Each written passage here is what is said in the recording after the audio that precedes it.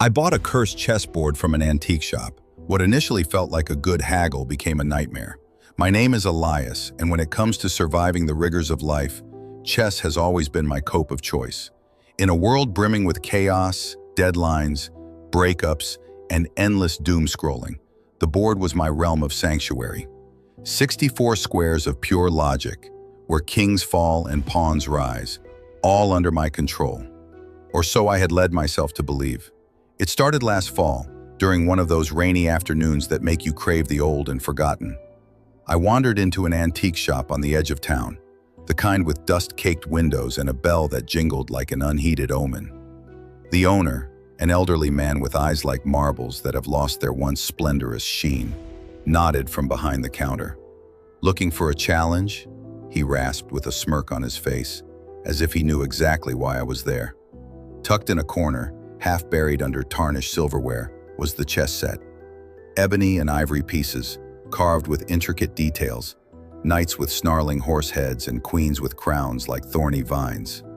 The board itself was comprised of mahogany, worn smooth from countless games, with faint scratches that shared a striking resemblance to runes I have read about.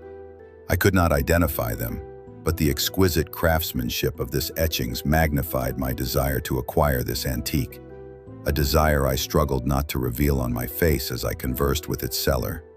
"Belonged to a grandmaster," the old man said, his voice dropping to a whisper.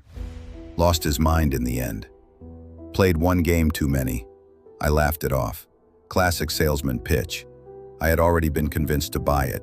Now it was a game of how low the price could go. His initial price was $333.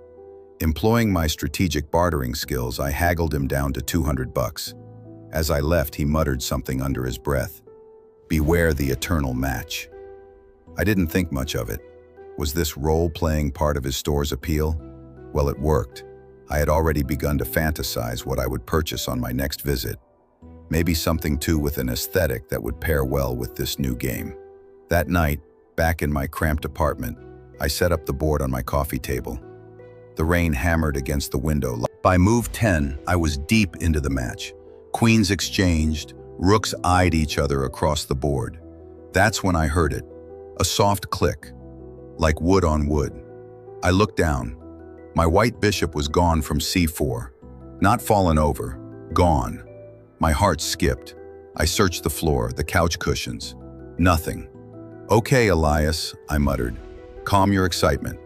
I looked at my cup of tea, which should have been soothing my nerves, but was seemingly failing to do so. I reset the piece from memory and